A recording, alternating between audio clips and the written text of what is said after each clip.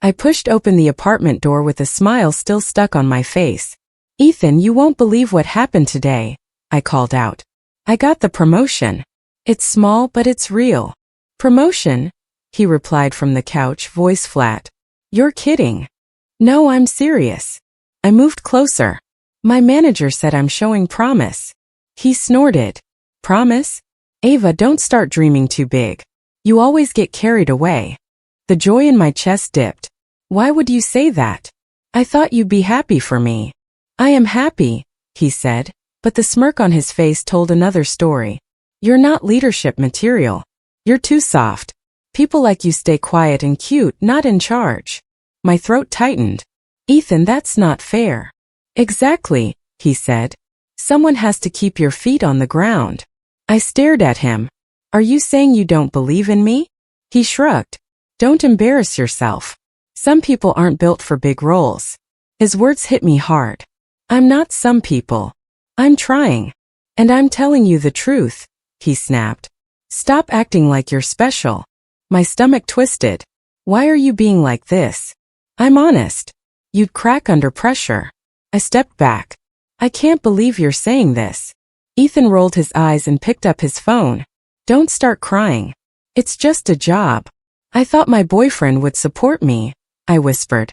"If support means lying, no," he said. Something inside me dimmed. "Do you even respect me?" He didn't answer. His phone buzzed and his lips twitched like he was hiding a smile. "What's that?" I asked. "Nothing. Work stuff." But when the screen lit up, I saw a message. "Can't wait to see you again tonight." Everything inside me froze. "Ethan, who is that?" "No one," he said too quickly. I reached for the phone and he pulled it away. "Ava, don't start. Are you cheating on me?" He stood up. "I don't have time for this. You're overreacting like always." "Just tell me the truth," I said. He sighed. "Fine. I met someone. She gets me. She doesn't make everything dramatic." My chest burned. "So while I was working late, you were with her?" He shrugged. "It wasn't that serious." "It was serious to me," I whispered. "I trusted you." "Well, maybe you shouldn't have." I stared at him. "After 4 years, that's all I am to you?" "You push too hard," he said. "Maybe this breakup will help you grow up." The air left my lungs. "Breakup?" "Yeah. It's done." I looked at him, looked and saw everything I had ignored. The coldness, the arrogance, the cruelty. "I thought you loved me," I whispered. He laughed. "Don't make this messy." I shook my head. "You already made it messy. You broke us." He rolled his eyes again. "Drama. Always drama." But my world cracked in that moment, and all I could think was how blind I had been. I felt something inside me collapse, but another part woke up, cold. I didn't say another word. I walked to the door, feeling everything inside me break as I left the home I thought was mine. The hallway felt like another world, and for the first time, I wondered who I could become without him holding me down. I stood in the doorway, holding the phone I had grabbed from the table. "Ethan, I saw the messages," I said. "Just tell me who she is." He didn't even look guilty. "Why does it matter?" he said. "You already know." "I want to hear it from you," I said. "Who is she?" He smirked. "Her name is Lena. She actually understands my ambitions." I felt my stomach twist. "Understands? What does that even mean?" "It means she doesn't drag me down," he said. "She pushes me to be better." I swallowed hard. "And I don't." "You depend on me too much," he said. "You always need support, attention, reassurance. It's exhausting." I stared at him. "I depended on you because I trusted you." He laughed. "See? That right there. Always emotional. So you cheated because I cared?" I asked. "You cheated yourself by staying the same," he said. "I wanted someone who actually fits the life I want." I felt small, stupid, and hollow. "You didn't even try to talk to me. You wouldn't have listened," he said. "You get sensitive over everything." My hands shook. "Ethan, you broke us." "Not me." He shrugged. "Maybe you'll grow from this." I took a breath that hurt. "You could have just ended it. You didn't have to lie." "You're acting like I betrayed the whole world," he said. "It was just one mistake." More than one, I whispered. I saw the dates. He frowned. You went through my phone? You left it open, I said. You didn't even hide it. He grabbed his jacket. I'm going out. I don't have time for another meltdown. Another, I said. You think my pain is a meltdown? I think you're dramatic, he said. And I don't want to deal with it tonight. When the door slammed behind him, the entire apartment went quiet. I sank onto the couch, pressing my hands against my face. Everything I thought I knew about us felt like a lie. I sat there for minutes, maybe hours, too numb to cry, too hurt to breathe right. A soft knock came at the door. Ava. Maya's voice called. Are you home? I opened the door and she stepped inside. Her eyes widened. What happened? You look like you saw a ghost. I saw something worse, I said. Ethan's been cheating. Please tell me you're joking, she said. I confronted him, I said.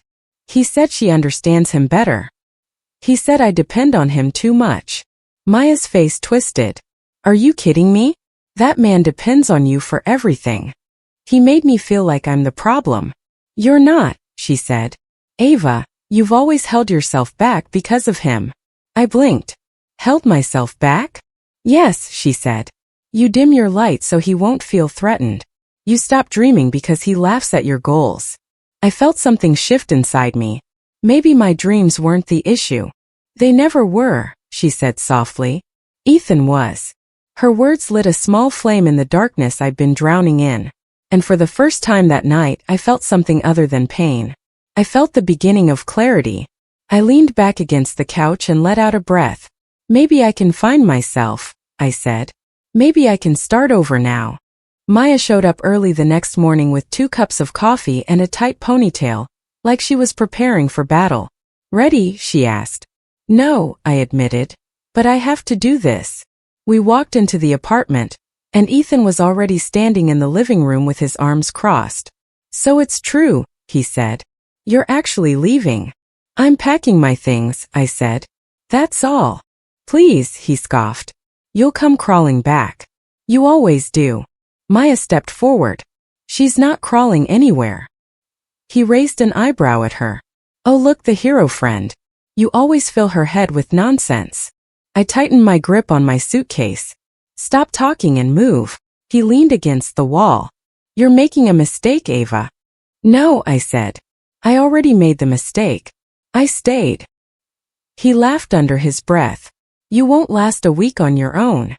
I'll last a lifetime if it means I don't have to look at you, I said quietly. Maya nudged me. Let's just get your clothes. We went to the bedroom, and I started pulling clothes off hangers. Maya whispered. He's trying to break you on purpose. I know, I said. And part of me still hates that it works. It won't forever, she said. When we walked back out with 2 bags, Ethan eyed them like they offended him. So that's it? 4 years and you leave like it's nothing. It's not nothing, I said. It's everything. That's why I'm leaving. He scoffed. You'll see. Life's harder than you think. Maya fired back. And cheating is easier than you think, huh? He glared. Stay out of this. I stepped between them. Maya, let's go. As we walked out, he called after me.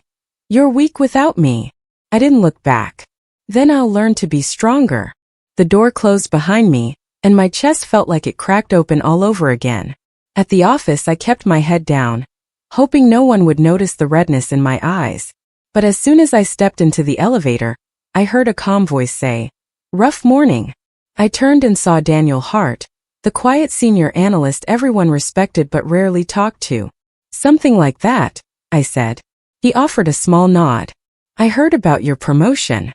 Oh, I murmured, thank you. You deserve it, he said. You work hard. People notice that. His sincerity felt strange, almost sharp after the cruelty I'd gotten used to. I appreciate it. He studied me for a second. If you ever need help with the new responsibilities, you can ask. Why? I asked before I could stop myself. He blinked. Because you're good at your job. And because helping someone isn't that hard. I let out a breath. Sorry. I'm not used to people saying nice things without a catch.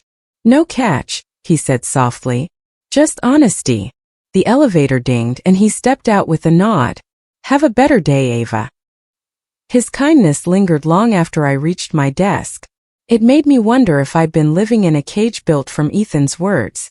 That night, in my new room at Maya's place, I finally let myself fall apart. I cried into my pillow until my throat hurt, until everything felt empty.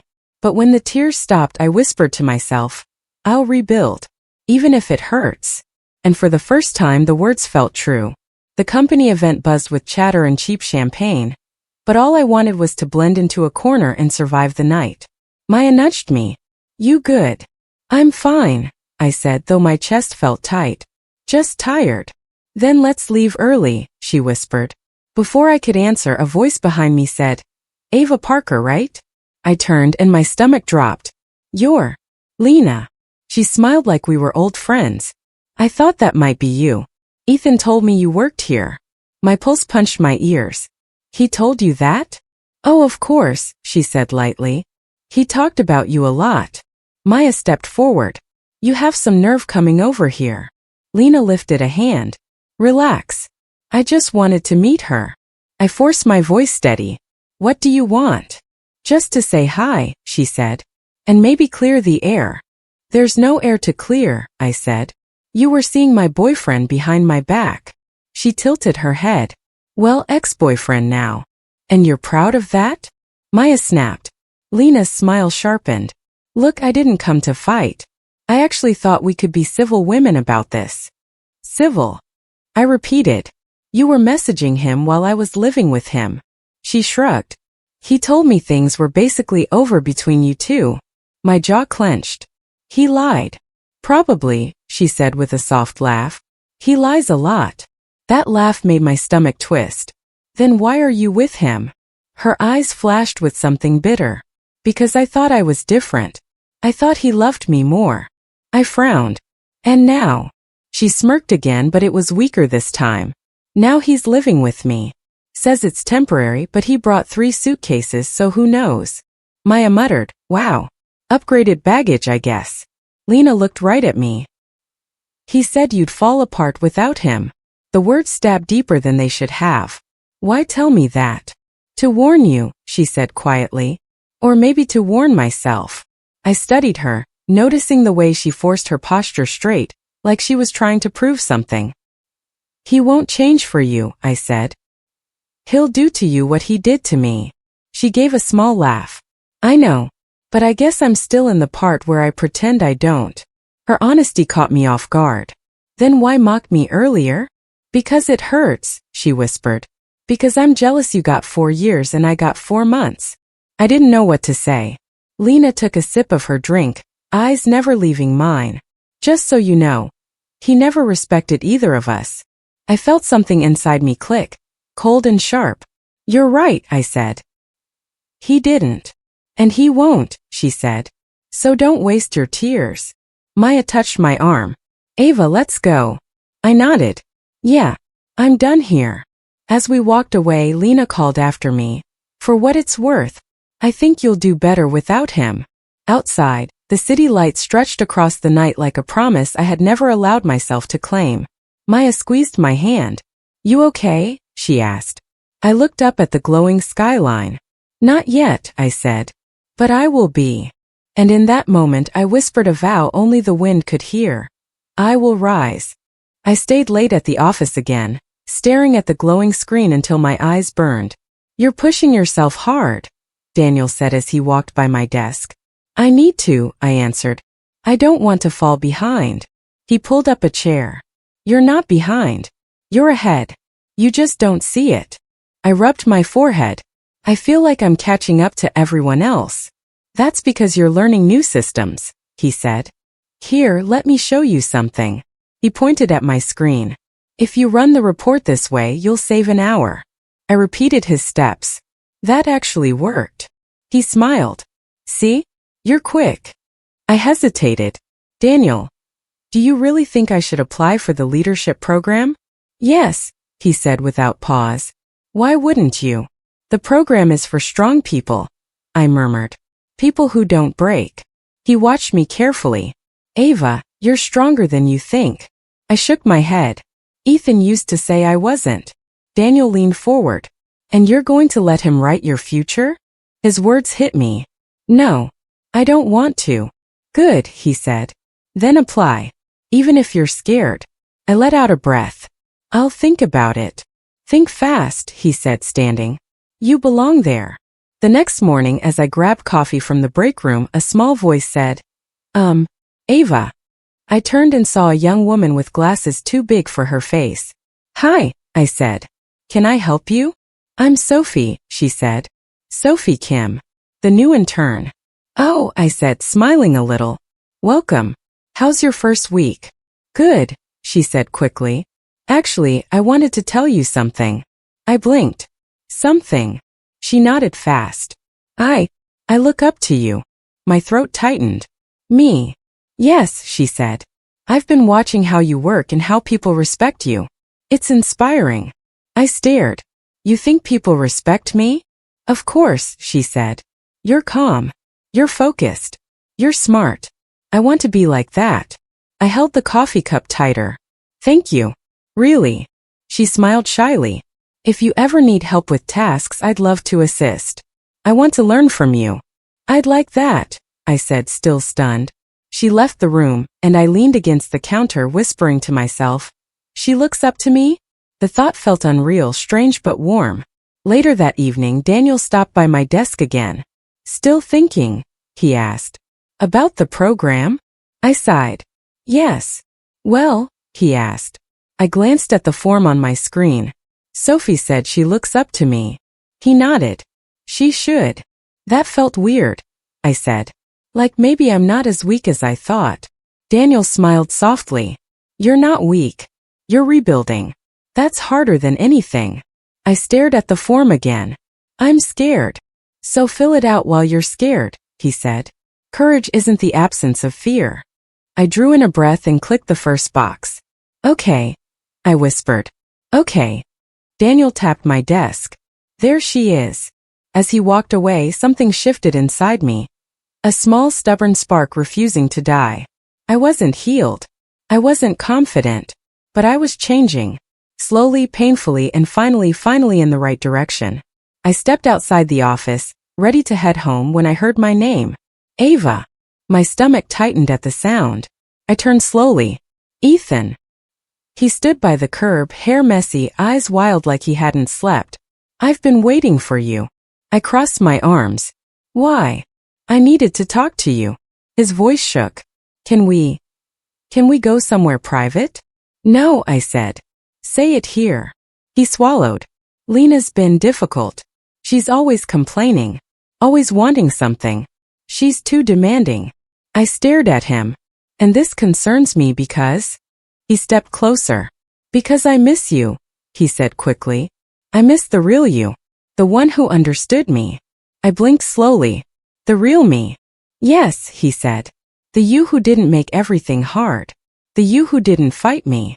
I almost laughed. You mean the me who did everything you wanted without asking questions? He flinched. That's not fair. It's honest. He ran a hand through his hair. Ava, come on. You know we worked. You know we were good. I shook my head. We weren't. I just stayed quiet.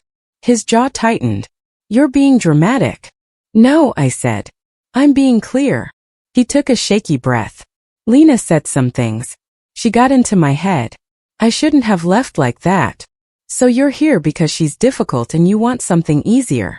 I paused. That's what you really mean. That's not how. It is, I cut in. You don't miss me. You miss comfort. His eyes darkened. You're wrong.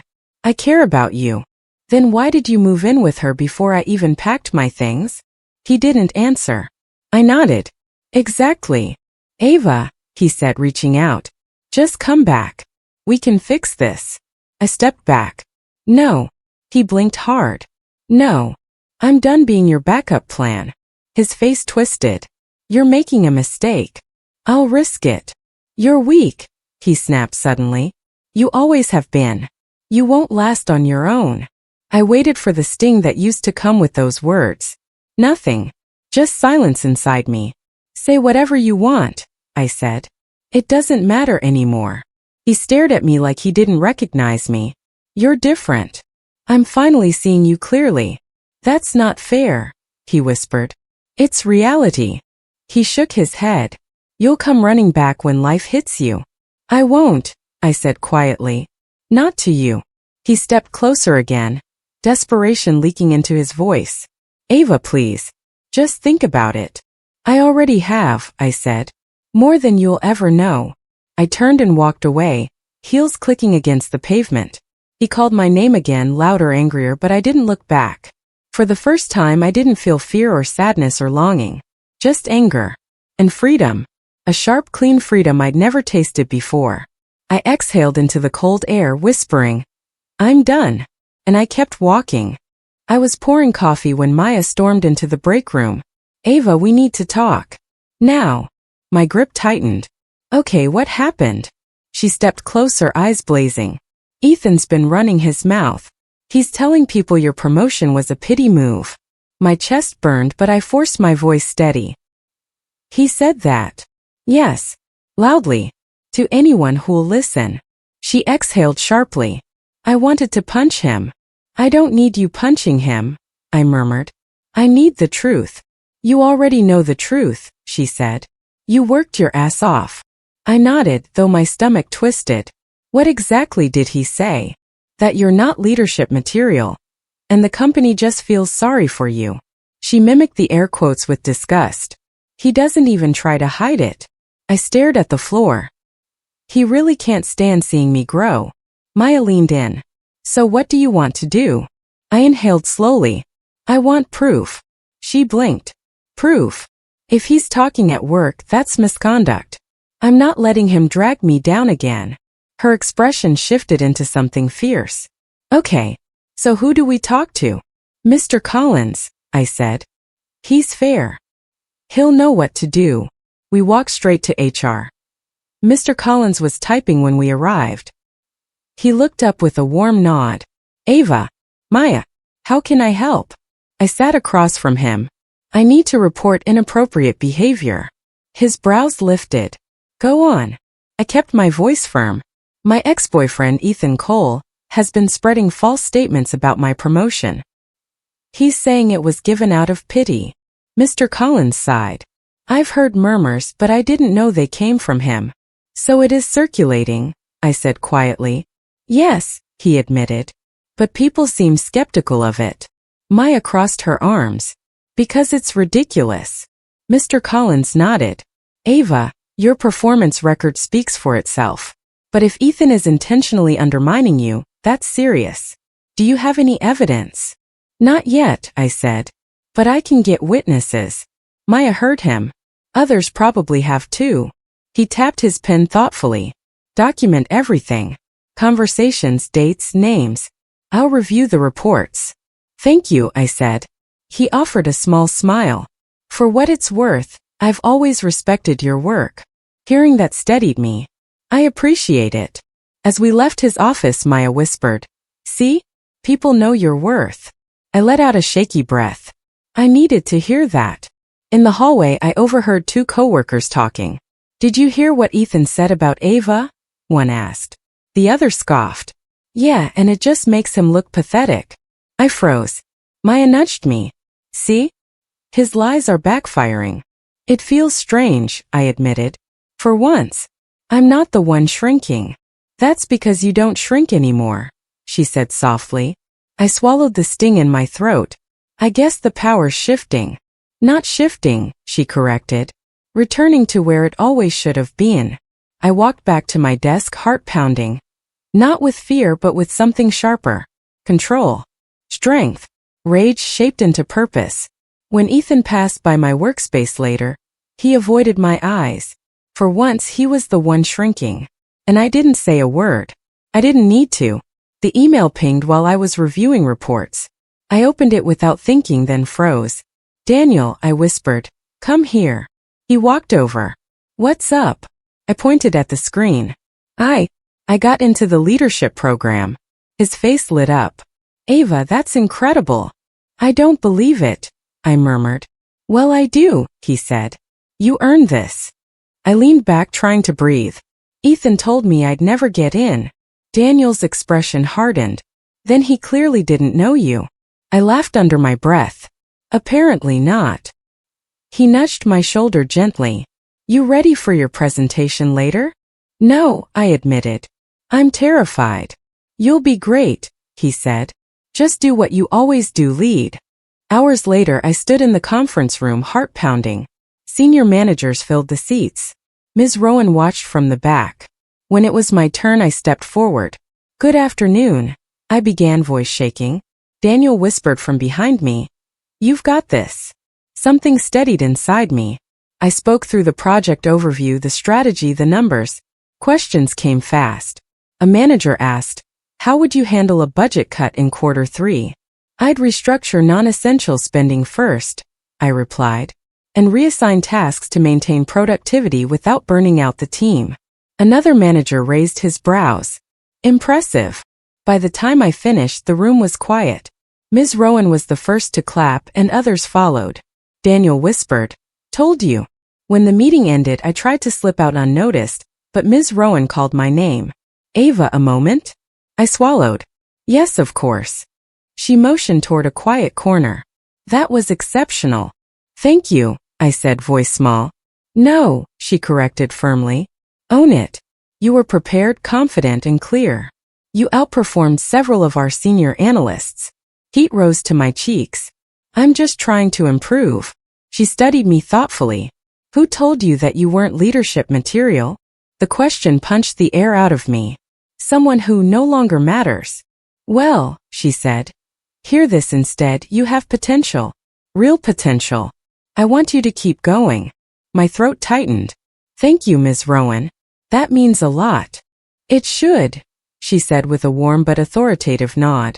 Now go celebrate. When she walked away, Daniel appeared beside me.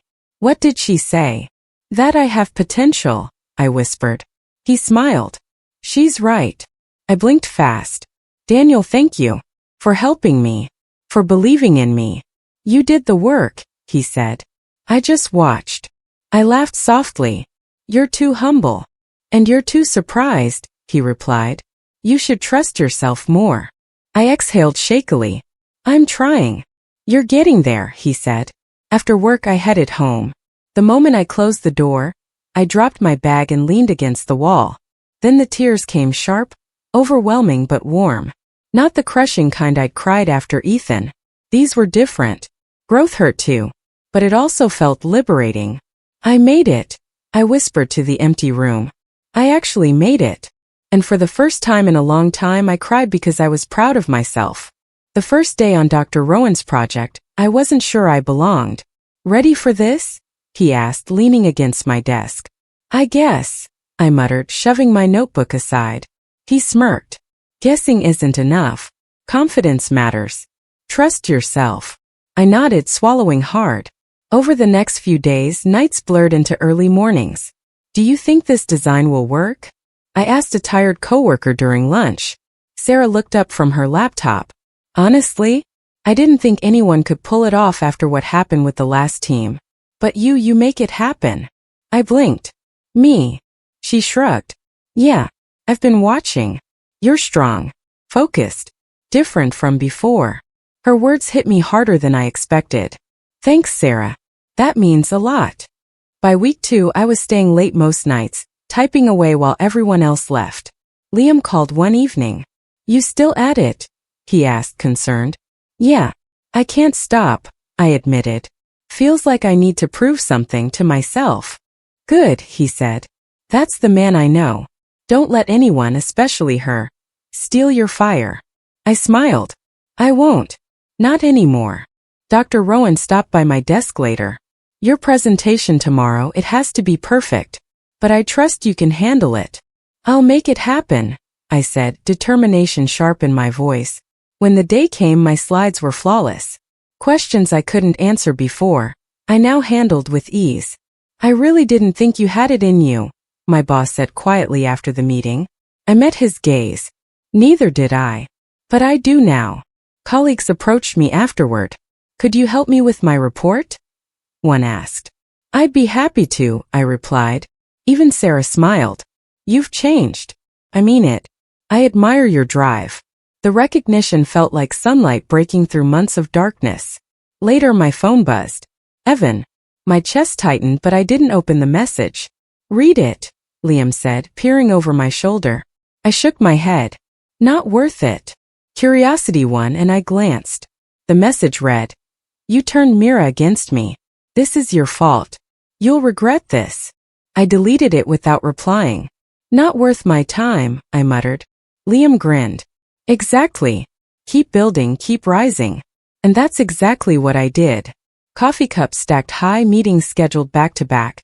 Deadlines met with precision. I didn't have time for anger or revenge. Every success reminded me I was more than a broken man from that restaurant. I finally understood. I didn't lose Mira. I escaped her.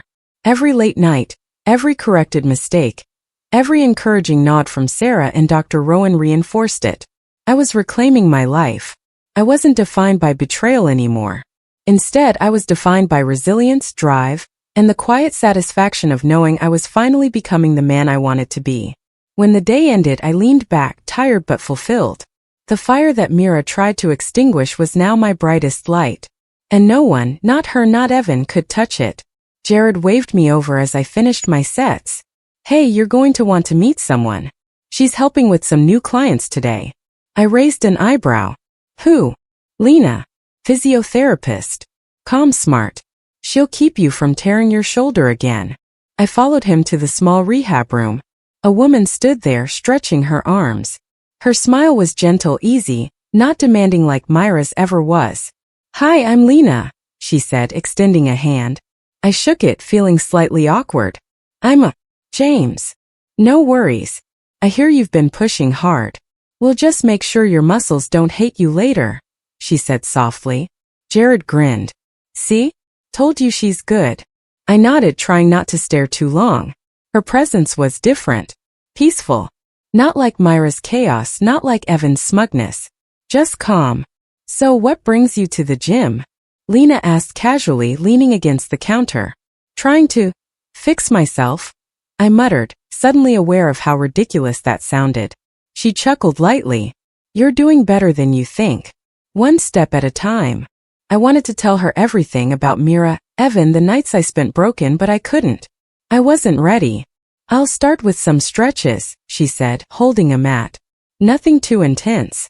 Just let me know if anything hurts. Sure, I said, lying down cautiously. Her hands were gentle on my shoulders, her voice quiet and warm. Relax. Just breathe. I did, surprising myself. So, how long have you been training? She asked after a moment. Not long. I had some motivation issues, I admitted. She nodded. I get it. Life throws a lot at us. Sometimes we need someone to remind us we can still stand up. Her words felt safe. Not pity, not judgment. Just understanding. I found myself laughing softly when she made a small joke about my awkward form. See? You're smiling, she said, her eyes crinkling. Yeah, I murmured. It's weird. Feels good though. She smiled again. Weird can be wonderful. Later, when the session ended, I walked home feeling lighter. I caught myself smiling again, and this time I didn't stop. Felt strange. But good. I realized I hadn't expected to feel anything like this. Not after Mira. Not after months of bitterness. But Lena, she didn't push. She didn't demand. She just listened, laughed softly, and treated me like I was human. Not a project or a mistake. That night, as I lay on my couch, I thought about her. I wasn't ready to say it out loud, but something had shifted. Someone new had walked in. And for the first time in a long time, I felt the possibility of hope. My phone buzzed while I was stretching after the gym. Mira. I hesitated. Then I opened it. James. I've made a mess. I can't stop thinking about you. Evan. He wasn't supposed to. I scrolled. Her messages were long. Overflowing with excuses. Blaming him, blaming stress. Blaming anything but herself. I muttered under my breath. Always the same. I miss who you were, who we were. I typed quickly. That man is gone. There was a pause. Then another message. Is there someone else? I ignored it for a moment, letting the silence do its work. Finally, I replied. It doesn't matter. The messages stopped. I could almost feel her reading them, realizing finally. Later she sent one more. I think I threw away my future. I didn't see it until it was gone. I leaned back, eyes closing. No anger. No longing. Just peace. I typed a simple reply. Goodbye, Mira. I didn't wait for a response. I put my phone down. Jared noticed my quiet. Everything okay? He asked. Yeah, I said. Just closure. After that, I left the gym and walked slowly outside. The evening air was crisp, the city lights soft. Lena was sitting at the little cafe across the street, tea in hand, waiting. Hey, I said, approaching. Hey, she smiled. Rough day. You could say that, I admitted, sliding into the chair across from her. She handed me a cup. Warm tea. Best for tired muscles and heavy thoughts. I chuckled softly, taking it. Thanks. Needed that. She tilted her head, studying me carefully. Want to talk? I hesitated. For months I hadn't let anyone in. Not Liam, not Dr. Rowan, no one. But something about her presence made it safe. Mira messaged me. I finally said, voice low. Trying to apologize. Blaming everything. Saying she misses me.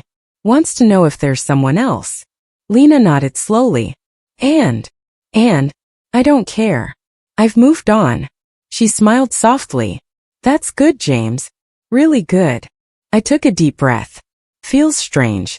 I used to feel hollow when someone left me, but now. I paused.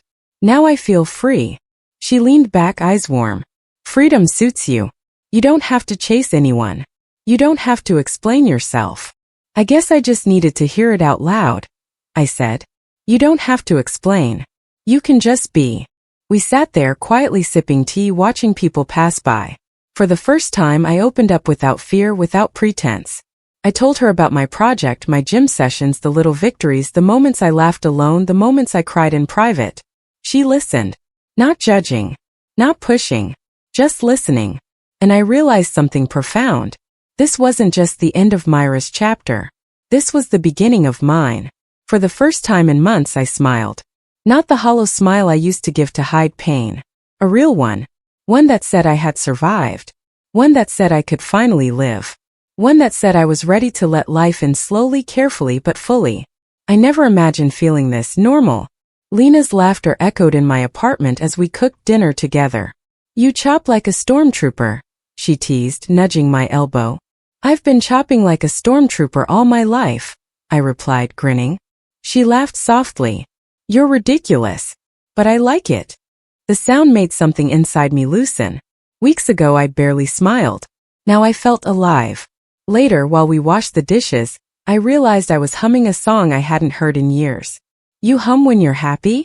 Lena asked, smiling at me through soapy hands. Maybe. Haven't done it in a while, I admitted. Feels weird. Good weird. Yeah, good weird. That night Liam called me.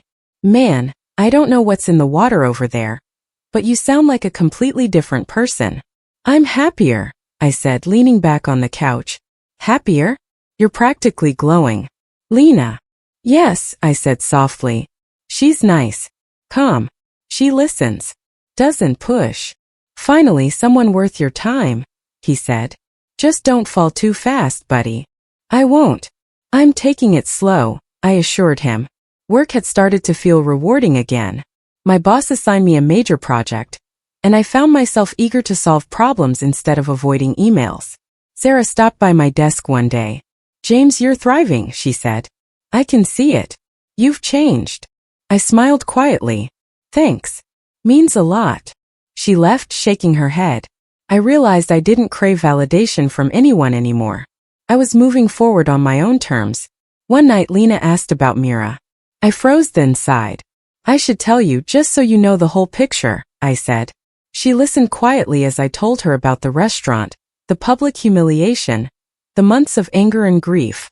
She didn't interrupt, didn't ask questions in a judgmental way.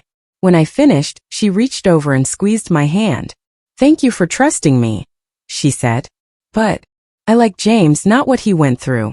That part's yours and it's yours to heal. I smiled, feeling warmth spread through my chest. I'm healing, I admitted. Not because of anyone else, but because I'm starting to find myself again. Good, she whispered, smiling softly. We spent the rest of the evening talking about music, books, dreams we hadn't shared with anyone before. I realized my apartment wasn't silent anymore. It was full of life, conversation, and laughter. Sleeping felt natural. Food tasted real again. I wasn't running from pain or hiding from memories. I was living. Liam stopped by later, teasing me as always. You're glowing, man. Your apartment feels alive. Lena's good for you. She is, I admitted. She's patient. Doesn't push. Makes me want to be better. That's what matters, he said, grinning. And he was right. I didn't need revenge, closure, or validation anymore. I had found something far more important. Not a new love. Not approval from anyone else. Me. For the first time in years I felt whole. And I finally believed that maybe, just maybe, life could be good again. Dr. Rowan called me into his office, leaning back in his chair with that calm, knowing look he always had. James, he said, I've seen how you've handled everything this past year. You've grown, adapted, and proven your resilience. I want you to lead our next project. I froze for a moment, my chest swelling with pride. Lead it? Me? Yes. I think you're ready, he said. It's a big responsibility, but I know you can handle it. I won't let you down, I replied, my voice steadier than I expected. He smiled. I know you won't. Walking back to my desk, I felt the weight of the past year lifting slightly. Mira, Evan, they barely crossed my mind. Rumors flew around the office that they'd split for good. I didn't care. I had no space in my life for people who once tried to define me. At the elevator, my phone buzzed. A message from Evan. Are you really moving on that fast? Think about Mira. I stared at it, then deleted it without hesitation. No reply.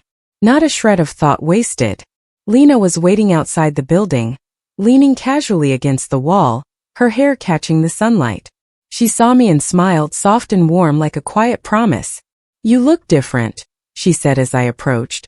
I feel different, I admitted, reaching for her hand. Her fingers intertwined with mine, grounding me. I like this version of you, she said. Strong, calm, present. I chuckled lightly. It's new to me too. Feels good. She tilted her head. You've worked for it. You earned it. I guess I finally realized, I said. I'm no longer the man begging for love. I'm no longer the man destroyed by betrayal. I survived. And you rose, she whispered, smiling. Yes, I said, tightening my grip on her hand. I rose. The streets around us were alive, people rushing past, unaware of my small victory. I didn't need them to notice. I felt it inside, steady, unshakable, free. I've waited a long time to feel this, I told her. To feel like I'm finally in control of my life again. Not defined by anyone else's actions or mistakes. Lena's eyes softened. And you are. You really are. For the first time in what felt like forever, I let myself breathe, let myself smile without the ghosts of the past tugging at my chest. I realized the final shift had happened silently, over months of hard work, self-reflection, and small victories. I was whole again. No Mira, no Evan, no toxic memories. Just me, my strength, and the people I chose to keep close. I'm proud of you, Lena said, squeezing my hand. And I'm ready, I said, feeling the sunlight on my face, the warmth in my chest. Ready to lead, ready to live, ready to be me. I glanced at the city around us and then at her. I am the man they can't break anymore. I whispered, more to myself than anyone else. And the man they can't forget, Lena added, smiling knowingly. I squeezed her hand once more, and we walked forward together, leaving the past behind.